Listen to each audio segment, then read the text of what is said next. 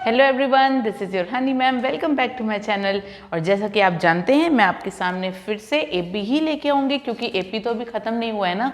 तो ये है मेरा पार्ट 3, जो कि है 5.2 का। हम लोग ने क्वेश्चन पार्ट 2 तक किए थे 12 तक। ठीक है, आज हम स्टार्ट करेंगे 13 से। ठीक, तो होप कि पूरे के पूरे जो क्वेश्चंस हैं, जो जितने हमने किए हैं, जिस कॉन्सेप्ट पे किए हैं, वो कॉन्सेप्ट क्लियर है, कोई डाउट नहीं है। अगर डाउट होगा भी तो आप मुझे मेल के थ्रू ज़रूर पूछेंगे, ये तो आपको पता ही है। ठीक है, तो बिना किसी देरी के हम स्टार्ट करते हैं क्वेश्चन नंबर 13। क्वेश्चन नंबर 13 में है, how many 3 digit numbers are divisible by 7। तो सबसे पहले जो आपको पता है वो लिख दीजिए। और आपको क्या पता है? आपको पता है कि d की वैल्यू क्या है। अगर टेबल 7 का है तो हर दूसरे डिजिट का डिफरेंस जो है वो 7 होगा ही। तो 3 डिजिट बोल रहा है तो मतलब 100 तक तो है ही नहीं हमारे पास। 101 7 से डिवाइड होता नहीं है, 2 7 से डिवाइड होता नहीं है, 3 नहीं होगा, 4 नहीं होगा, 5 होगा, यस होगा। तो फर्स्ट डिजिट जो है हमारा, फर्स्ट 3 डिजिट नंबर 105 है। ठीक, और जो 3 डिजिट नंबर वो एंड होते हैं 999 पे। तो 999, 998, 997, 996, 995 ये डिवाइड नहीं होते हैं 7 से। होगा क्या आपका 994। तो आपको हाउ मैनी पूछा है, यहाँ पे an पता है, a पता है, d पता है, n नहीं पता है। तो आपके पास फॉर्मूला है a plus n-1 d। 994 is equals to 105 plus n-1 into 7। ये इधर ट्रांसपोज होगा। 994 minus 105 is equals to n-1 into 7। इन लोगों को हम कर देंगे सब्ट्रैक्ट। ये आ जाएगा आपका answer 889 is equals to upon 7 भी कर दीजिए, ट्रांसपोज हो जाएगा। ये आ जाएगा आपका 1 जा 2 जा 14, 7 जा 49। तो n-1 की वैल्यू है आपकी 127। तो n की वैल्यू हो जाएगी ट्रांसपोजिशन के बाद, 1 के ट्रांसपोजिशन के बाद 128। हो गया आपका answer. These are the numbers which are divisible by 7। इतने सारे नंबर, 3 डिजिट नंबर जो हैं, कहाँ से कहाँ तक, 105 से 999 के बीच में इतने डिजिट्स नंबर हैं, या 994 के बीच में, जो कि नहीं 999 के बीच में, जो कि 128 से डिविजिबल होंगे ही होंगे। तो कैसा रहा ये क्वेश्चन का सॉल्यूशन? आई होप ये समझ तो आया होगा। अब करते हैं 4 के multiple. How many multiples of 4 lie between 10 and 250। तो 10 and 250 मल्टीपल अगर 4 है तो ऑफकोर्स जो इसकी वैल्यू है, डिफरेंस है 4। ठीक है, 10 तो डिविजिबल होता नहीं है, 11 होता नहीं है, तो आ गया फर्स्ट टर्म आपकी 12। ठीक, अब आपको देखना है कि 1 to 250 में से कौन सा नंबर 250 डिविजिबल नहीं होता 4 से, 249 भी नहीं होगा। तो लास्ट डिजिट भी आपको पता है, तो ये देख लीजिए। सबसे पहले यहाँ पे आपको क्या पता चला? d, क्योंकि वो क्या बोला, 4 के मल्टीपल है। ठीक है, तो d पता है आपको। फर्स्ट टर्म क्या होगी, 10 तो डिविजिबल होता नहीं है, तो 12 होगा, 4 3 12 होता है। ठीक, 250 डिविजिबल नहीं होता 4 से, 249 भी नहीं होता, तो 248 देख लेते हैं। हाँ है, 248 4 से डिविजिबल है, तो ये हो गया आपका nth टर्म। आपको n नहीं पता है। सेम फॉर्मूला कौन सा, an is equals to a plus n-1 into d। तो 248 is equals to 12 plus n-1 into d। ये तो 4 से डिविजिबल है, तो यहाँ पे हमको 4 लाना है। ठीक, 4 है ना, यस 4। तो ये ट्रांसपोज हो गया। 248 minus 12 is equals to n-1 into d। ठीक, 248 माइनस हुआ, 248 से 12 माइनस हुआ, तो ये आपका 236 is equals to n-1 into 4। तो n-1 की वैल्यू क्या आएगी, 236 डिवाइडेड बाय 4, जिसमें कि आपका होगा ये 4 5 जा 20, 4 9 जा 36। ठीक, तो n-1 की वैल्यू है 59। तो n की वैल्यू हो जाएगी, after the transposition of 1 you will be getting 59 plus 1 is equals to 60। आ गई आपके नंबर्स। ये भी देखिए, ऐसा कोई क्वेश्चन है ऐसा कोई फॉर्मूला है अभी तक जिस पे हमने समझाया ना हो और उस पे बेस्ड क्वेश्चन क्या हो? अभी तक नहीं। ठीक है, तो ये रहा आपके 13 और 14 के सॉल्यूशन। तो अब करते हैं हम क्वेश्चन नंबर 15, और 15 में है कि for what the value of n are the nth two terms है हमारे पास। एक है AP इसकी जिसमें 63, 65, 67 है, दूसरा AP है 3, 10, 7 एंड सो ऑन। ये दोनों आर द इक्वल बोला। हम पहले कंडीशन निकालेंगे फिर n की वैल्यू निकालेंगे। तो चलो पहले फॉर फर्स्ट AP निकाल लेते हैं। फर्स्ट AP क्या क्या है आपके पास? 63, 65, 67 एंड सो ऑन। इसमें A क्या है आपका? 63, D क्या है आपका? 65 है। ठीक है, ये 65 है, 65 माइनस 63 2 होता है, और A nth टर्म क्या है आपकी? We don't know. ठीक है, ये हमको नहीं पता। तो यहाँ तक आ गई आपकी, इतनी बस आपको वैल्यू पता है। तो आप क्या रखेंगे? ये n is equal to A plus n-1 into D, मतलब कि ये फर्स्ट है। तो A nth टर्म फर्स्ट वाली AP जो है इसमें आ जाएगा 63 प्लस n-1 इंटू डी। ठीक है, ये first. For second AP, second AP में क्या है आपके पास? देख लीजिए, 3, 10, 17 एंड सो ऑन। इसमें आपका A क्या है? 3, आपका D क्या है? 10 माइनस 3 7। ठीक, तो A सेकेंड टर्म था आपकी क्या है यहाँ पे? A plus n-1 into d. तो again 3 plus n-1 into d, equation number 2। तो सिचुएशन क्या बोलती है? दोनों इक्वल हैं। For what the value of nth of two equal term, for what the value of nth of two equal term are equal, मतलब ये दोनों की वैल्यू एक दूसरे के इक्वल रखनी है। तो फर्स्ट का क्या है आपके पास? 63 plus n-1 into 2 is equal to 3 plus n-1 into 7। ठीक है, अब आप करिए, आपको जितने खेलने हैं खेल लीजिए आप पूरे गेम। यहाँ पे जो आपको आता है, जितने सॉल्यूशन आते हैं आप कर लीजिए, जिस तरह से करना चाहते हैं कर लीजिए। 63 माइनस 2 यहाँ नहीं करेंगे, ऐसे 63 माइनस 2 61 लिख दीजिए, और 3 माइनस 7 माइनस 4 होता है, माइनस 4 यहाँ ट्रांसपोज होगा तो प्लस 4 आ जाएगा। 7n में से यहाँ ट्रांसपोज हो गया 2n, तो ये हो गया, मतलब 5n इज इक्वल टू 65 हुआ, तो n is equal to 65 upon 5 13 हो गया, आ गया। कितने नंबर ऑफ टर्म की वैल्यू आ गई? n की वैल्यू आ गई आपकी 13। डन डन आ डन डन। ठीक, अब नेक्स्ट देखिए question, determine the AP whose third term is this and the seventh term exceeds the fifth term by 12। Third term की वैल्यू, थर्ड टर्म मतलब क्या होता है? A प्लस 2D, क्या वैल्यू है? 16। Seventh term exceeds the fifth term by 12। Seventh term exceeds the fifth term by 12, ये बोल रहा है आपको। तो सेवेंथ टर्म क्या होता है? A plus 6D। Fifth term क्या होता है? A plus 4D plus 12। यहाँ पे ट्रांसपोजिशन जब चलेगा तो ये और ये तो कैंसिल हो गया। 6D minus 4D is equal to 12, तो 2D इज इक्वल टू 12, तो D इज इक्वल टू 6 हो गया। ठीक है, D इज इक्वल टू 6 यहाँ पे पुट करो। A plus 2D is equal to 16 में D की वैल्यू पुट करो। ठीक, तो ये फ्रॉम इक्वेशन 1 है एंड दिस इज इक्वेशन 2। ठीक है, तो put D is equal to 6। A plus 2 into 6 is equal to 16, A plus 12 is equal to 16, A is equal to 16 minus 12, A is equal to 4 हो गया। Determine the AP whose term is this and that. तो A निकल गया, D निकल गया। ठीक है, अब आपको AP फाइंड करनी है, देयरफॉर रिक्वायर्ड AP। देख लीजिए, पहला टर्म 4, दूसरा टर्म A प्लस D होता है, मतलब 4 प्लस 6 10, तीसरा term 10 plus 6 16, then 16 plus 6 22 and so on. हो गया आपका खत्म ये क्वेश्चन भी। तो ये रहा आपका solution for which question? Question number 16। तो हो गया आपका काम खत्म। यहाँ पे 15th का क्वेश्चन सॉल्यूशन हो गया और 16th का भी हो गया।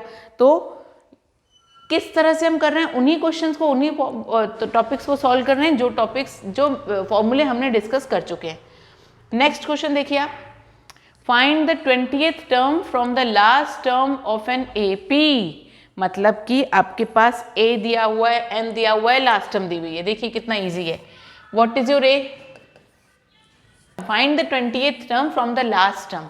ठीक है, तो आपको 20th टर्म N की वैल्यू पता है 20, लास्ट टर्म आपको पता है 253 और D पता है आपको 8 - 3 = 5। तो अकॉर्डिंग टू क्वेश्चन सिचुएशन ऐसी बन रही है L - N - 1 × D। ये एकदम करेक्ट और एकदम स्ट्रेट वे बता रही हूँ। तो L की वैल्यू क्या है 253 - 20 - 1 × 5।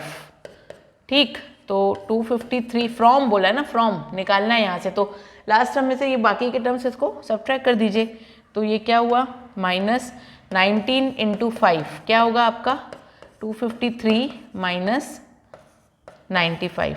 करते हैं अभी 253 - 95, ये हो जाएगा आपका 158। आ गया आंसर आपका 158। तो 20th टर्म आपकी 158 होगी कि नहीं, इसको हम थोड़ा सा क्रॉस चेक कर लेते हैं। ठीक है, यहाँ पे देख लेते हैं। A की वैल्यू भी लिख देते हैं हम यहाँ पे 3। ठीक, अब 20th टर्म क्या होती है A + 19D। ठीक है, देखते हैं A + 19 × 5, 3 + 19 5 का कितना होता है 95।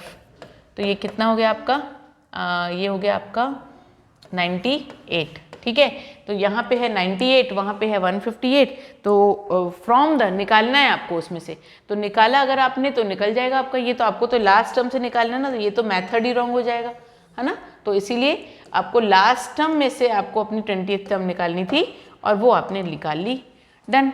ठीक, 18th क्वेश्चन देखिए अब आप। 18th क्वेश्चन में है the sum of the 4th and the 8th term of an AP is 24। Okay, तो देखते हैं सिचुएशन कैसी बनती है।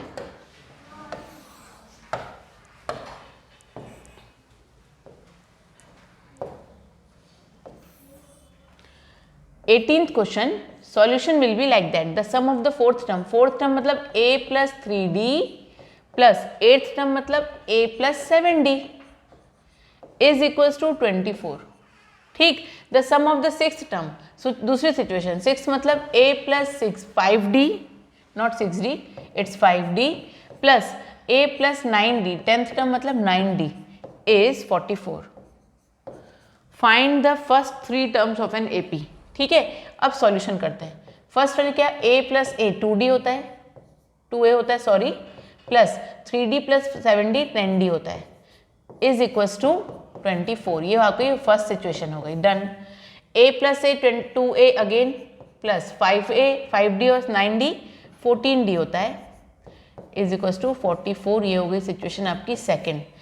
सब्ट्रैक्ट कर दो, एलिमिनेशन हो जाएगा। ये सब्ट्रैक्ट, ये सब्ट्रैक्ट, ये सब्ट्रैक्ट, ये दोनों कैंसिल। आपका आ गया आंसर क्या 10 - 14 - 4D is equals to -20D 20। ठीक है, माइनस माइनस कैंसिल, D की वैल्यू आ गई 20/4 दैट इज 5। नाउ फ्रॉम 1 किसी भी एक सिचुएशन से A निकालना है आपको, तो D पुट कर दीजिए आप उसमें। 2A + 10 × 5 is equals to 24। 2A is equals to 24 - 50, then 2A is equals to -26। तो A इज इक्वल्स टू -13। अब आपका फर्स्ट 3 टर्म्स बोला है, तो AP की वैल्यू है A + D, A + 2D। यही होता है हमारा भैया, है ना, यही फॉर्मूला है फर्स्ट 3 टर्म्स का। तो फर्स्ट टर्म आपकी -13, सेकेंड टर्म आपकी -13 + 5 -8 होता है, फिर -13 + 10 -3 होता है। अब ये तो एकदम डायरेक्ट कर दिया मैंने, कुछ समझ नहीं आया होगा तो कैलकुलेशन करिए। A की वैल्यू है -13, A + D का मतलब होता है -13 + 5 -8 होता है, देख लीजिए -8 है आपके पास। फिर A + 2D का मतलब होता है -13 + 2 × D तो -13 + 10 -3 होता है। आप देख लीजिए आपका आंसर राइट है। जो डायरेक्ट किया तब भी राइट, और नहीं किया डायरेक्ट, पूरा सॉल्व किया तब भी राइट हो गया ना आपका, कि आपके फर्स्ट 3 इस एपी के फर्स्ट 3 टर्म्स भी आपने पूरे के पूरे सही तरीके से निकाल लिए। अब करते हैं हम इसका नेक्स्ट क्वेश्चन, और नेक्स्ट क्वेश्चन क्या है देखते हैं। Next question is 19th question, word problem. ठीक है, Subha Rao started work in 1995 at an annual salary of 5,000। ठीक है, 1995 में सुबह ने स्टार्ट किया था एक जॉब जिसका एनुअल सैलरी थी 5,000 and received an increment of 200 rupees each year. 200 रुपये वो हर साल का इंक्रीमेंट मिलता था उसको। तो 2 साल 200 रुपये का मतलब डी आपका मिल गया है आपको। हर साल 200 रुपये ही बढ़ते थे, मतलब डिफरेंस अमाउंट इज 200 रुपीज़। तो 200 का मतलब डी मिल गया आपको। फर्स्ट सैलरी उसको मिली है 5,000 रुपीज़। अब उसने बोला है in which year did his income reach to 7,000। Last जो सैलरी मिली है उसको, लास्ट मतलब जिस भी ईयर में उसको अगर 7,000 मिला है तो बताओ वो कितने ईयर्स का कितने ईयर्स में उसने ये डिफरेंस अमाउंट को कवर किया होगा। ए की वैल्यू 5,000, डी की वैल्यू 200 और ए nth की टर्म की वैल्यू है आपकी 7 कितनी 100। तो 700 है आपके पास, 7,000 है आपके पास, देन 5,000 है आपके पास, देन 200 है आपके पास। सब कुछ तो है आपके पास, तो सिर्फ n निकालना है आपको। देख लीजिए कितना इजी है ये सॉल्यूशन भी।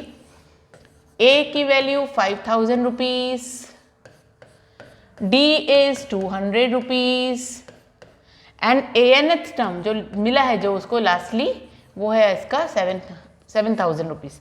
आपके पास फॉर्मूला है a n is equal to a plus n minus 1 into d. A n मतलब 7,000 is equal to 5,000 plus n minus 1 into d. ठीक है, तो 7,000 माइनस 5,000 ट्रांसपोजिशन करिए 1 बाय 1, मिल जाएगा आपको आंसर आपका। ये हो गया 2,000 n माइनस 1 इंटू 200, फिर n माइनस 1 यहीं रख लीजिए आप। 2,000 के पास 200 को भेजिए, ये हो जाएगा डिवाइड, यहाँ पे आएगा 10 और n की वैल्यू आ गई 10 प्लस 1 क्योंकि 1 ट्रांसपोज होगा और 11 आ गया। क्या पूछा उसने? इन विच ईयर? देखिए 11 साल के बाद, तो 11 साल के बाद 1995 में 11 साल के बाद ऐसा हो रहा है कि उसको क्या हो रहा है 7,000 का बढ़ के इंक्रीमेंट खत्म हो गया। तो 1995 से 11 साल को आप उसको क्या कर दीजिए, कर लीजिए आप।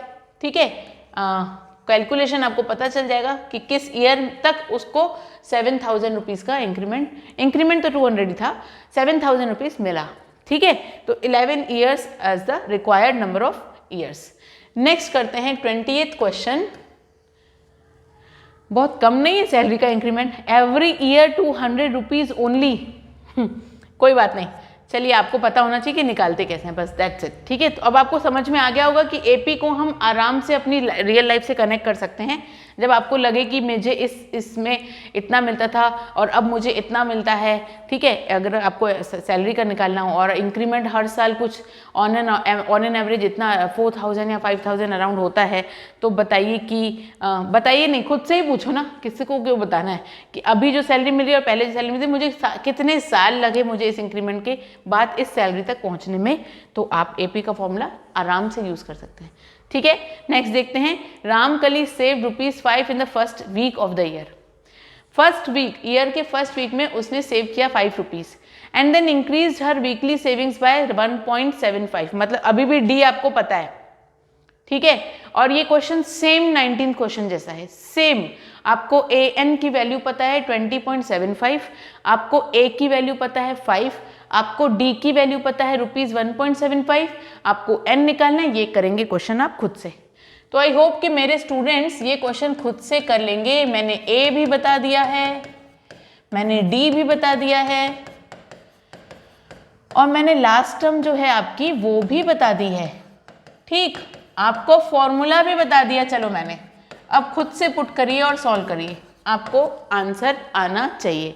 ठीक है, तो ये क्वेश्चन हुआ आपका खुद से बनाने वाला dy/s और इसके बाद तो क्वेश्चन की एक्सरसाइज ही खत्म हो गई है। ठीक है। और आई होप कि एक्सरसाइज पूरी की पूरी हमने जो की है, लास्ट क्वेश्चन ही बस हमने आपको क्या दिया है, होमवर्क दिया है, सब समझ में आया होगा। नहीं आया तो मेल के थ्रू पूछेगा, मैं उस पर्टिकुलर क्वेश्चन पे फिर से वीडियो बना दूंगी आप लोगों के लिए, ठीक है। तो thank you so much, have a nice day. इसकी नेक्स्ट एक्सरसाइज मैं बहुत जल्द लेके आने वाली हूँ, नेक्स्ट एक्सरसाइज मेरे नेक्स्ट पार्ट में लेके आने वाली हूँ भाई, देरी किस बात की। तो बने रहना है बस आपको और पढ़ते रहना है, इस एक्सरसाइज को अच्छे से करना है, नेक्स्ट एक्सरसाइज के लिए रेडी रहना है। सब कुछ के साथ मैं इस वीडियो को पॉज करूंगी। पॉज मैंने बताया है, पॉज मतलब कि I am going to come very soon, ठीक है, in my next video with the same topic. So thank you so much, have a nice day, be happy, पढ़िएगा, मुस्कुराइएगा, पेरेंट्स को बॉदर बिल्कुल मत करिएगा।